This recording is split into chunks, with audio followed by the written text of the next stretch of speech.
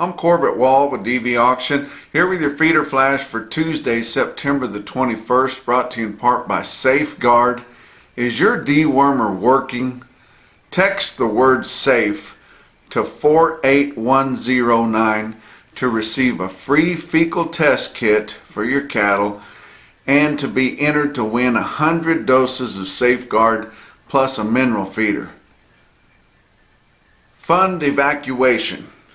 Now, I have to admit that the bulk of this title of this report came from Cassie Fish and the Beef, which is a daily publication that's published by Consolidated Beef Producers. You can hunt that up and it'll come into your inbox in your email every day. I look at it every day. You know, I talk to producers and cattle feeders every day, and I'm in the sales and things like that, and just totally fundamental. But it's really good every day to read something from somebody that's in Chicago, that's seeing the technical side of stuff. It's mostly all about your futures, but that's a good balance whenever you're as fundamental as I am. But I encourage you guys to look up the Beef Read, which is published by Consolidated Beef Producers, and Cassie Fish writes that every day, every business day, and the one that she put out for Monday was one of the best that I've seen her put out for a long time. And I've been telling you guys that these commodity people have been monitoring the open interest here the last couple of weeks and looking at things and seeing what's going on. And we've just seen your managed money, your funds, which I talk about all the time. They've just been evacuating your cattle futures. I mean, I could tell you the specifics on that, but you could go to Cassie's write-up on the Beef Read and read that yourself. But they have just absolutely left your cattle futures, and they've also been on the downside. Well, in the last month or the last 4 weeks, we've seen October live cattle lose $12, and it's mostly due to this managed money just getting completely out of the market, which they drive the market either which way.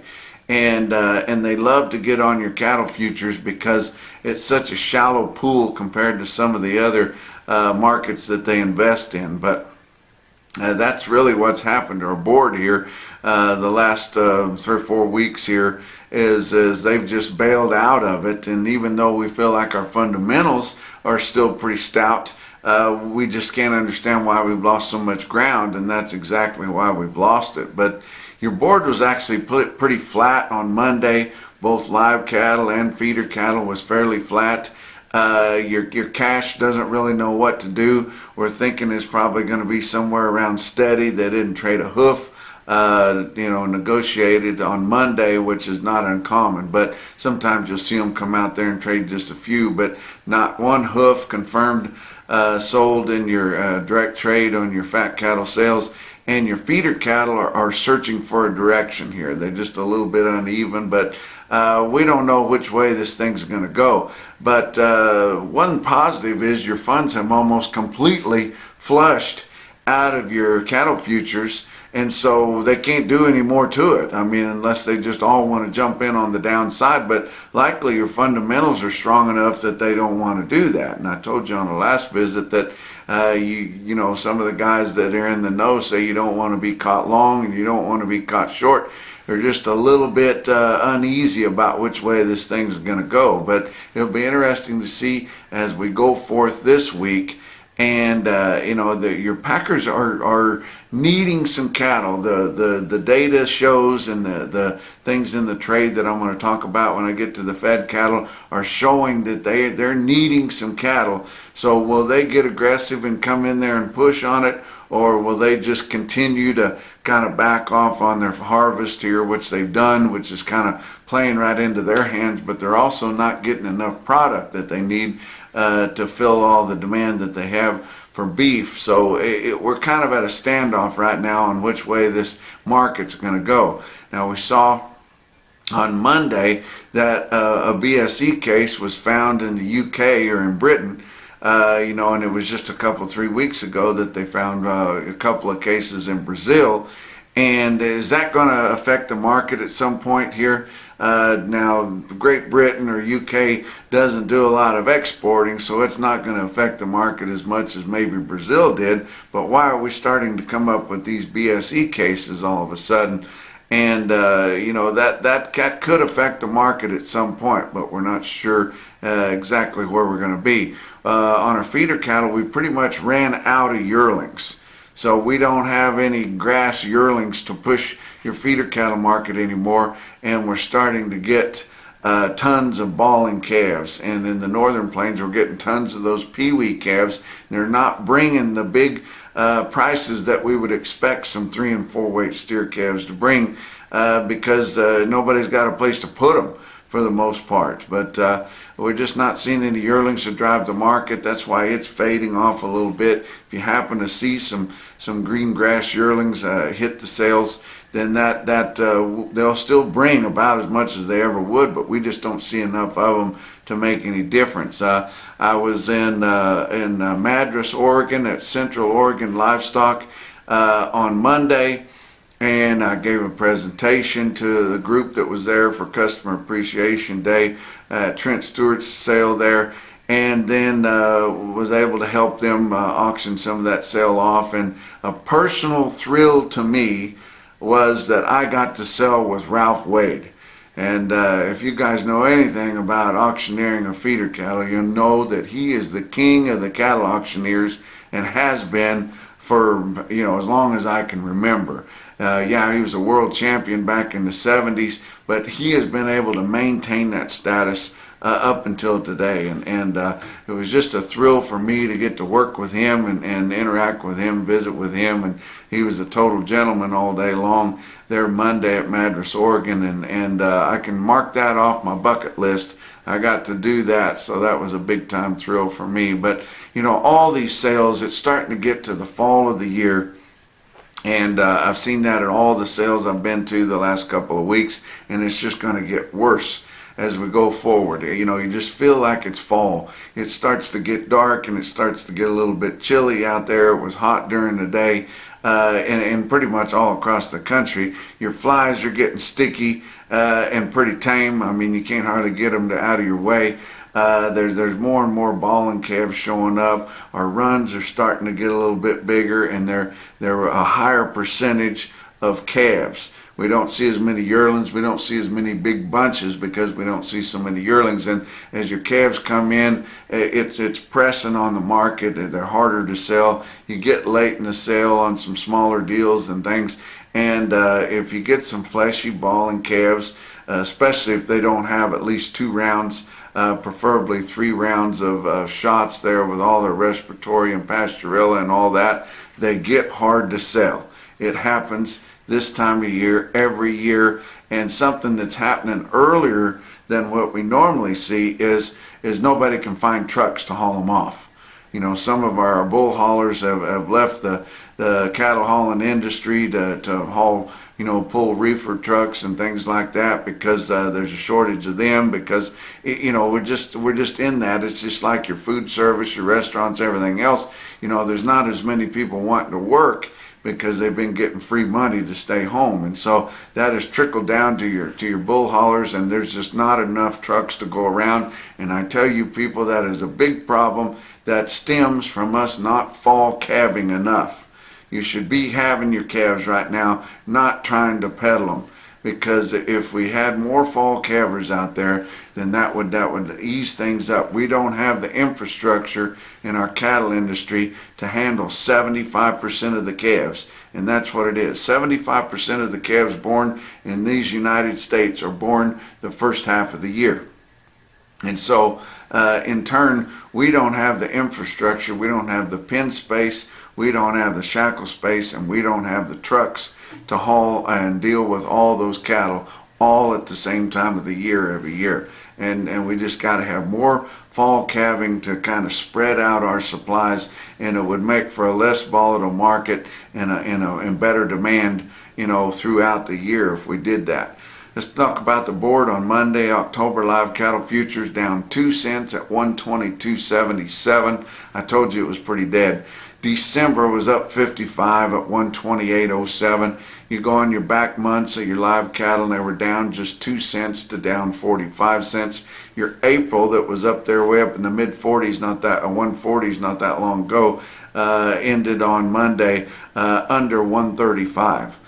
Now September feeder cattle, which aren't going to be with us much longer, but they're just trying to get in step with what your index levels are. But they were up 12 cents at 155. October's where all the plays at. It was actually up 30 cents at 156.67. Go on your back months of feeder cattle, they were down a nickel to up 80 cents, and then the 80 was pretty much reserved for your farthest out, which was August of next year was the only one that was up near that much. Corn, December corn, which is a spot trade month, was down 5.5 at 5.21 3/4, and just continues to jostle around between $5 and $5.50 a bushel. Your weighted average on last week's negotiated fed cattle trade in your 5-area feeding region was nothing. 48,200 head. That compares to 58,600 the previous week and almost 90,000 the same week a year ago, which still wasn't enough. But it's just petering out so fast we can't believe it. But live sales of steers and heifers last week ranged from 123 to 126. That was steady to mostly a buck lower. Your weighted average on live steers was 123.88, which was 91 cents lower than the previous week.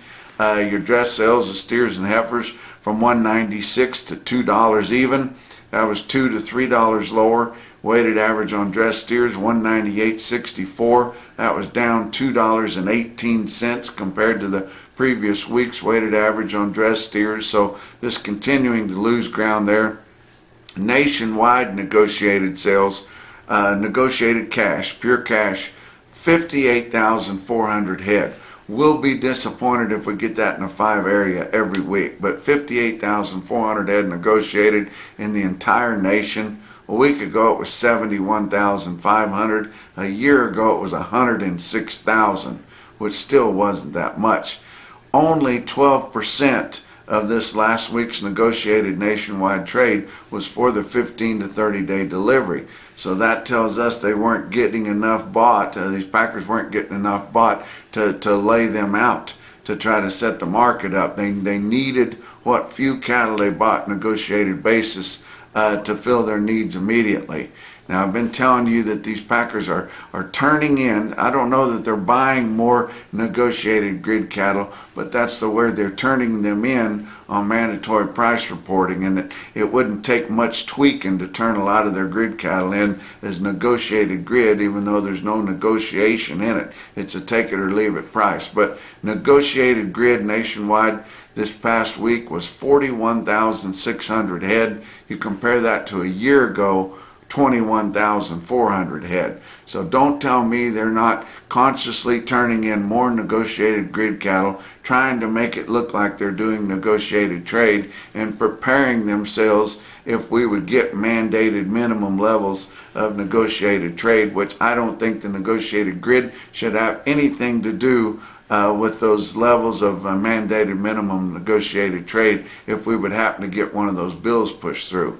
Box beef cutout values, they were up a little bit this week, or on Monday. Choice cuts $315.66 up $1.19. Selects $280.75 up $1, and they've been down really hard the last several weeks. So that's just a little bitty jump up in that trade there. But I want to talk about what else is going on. If you guys are looking for a livestock risk protection policy and you want help with that, you're not comfortable hedging your cattle on the board there, and you'd like to have a policy there that locks them in and you don't have to worry about getting margin calls and things like that, get on there and get a hold of Ag Defense Risk Management. because they can actually help you do that, and they're professionals at that. Get a hold of them here at this number and give them a call. Get a hold of one of these guys there, and they can actually help you get that done. Doesn't cost anything to get a hold of them, at least inquire about what process it takes to go through. Let's talk about your feeder cattle market and your sales on Monday. Real-time index 152.29, and that was down 21 cents compared to the end of last week. Your big high volume sales on Monday, Oklahoma National Stockyards in Oklahoma City, 7,000 head there on Monday. Feeder steers were $1 to $3 higher. Feeder heifers $4 to $6 lower. I'm not sure why that was so volatile, but they do have seasoned market reporters in there, and I trust what they do. Normally you would think it was because of northern interest coming in, because they typically just buy the steers and stay away from the heifers, but I don't know that to be a fact. But you put those together and it kind of evens out there. But your steers were higher and your heifers were quite a bit lower. Calves on hand were unevenly steady. Joplin Regional Stockyards had a lighter run, 4,400 head there. Feeder steers steady to $2 lower. Feeder heifers $2 to $4 lower. So we have seen the heifers drop off more in both your big high volume sales on Monday. But look at some of your quotes around the circuit there. Russell Livestock in Russell, Iowa.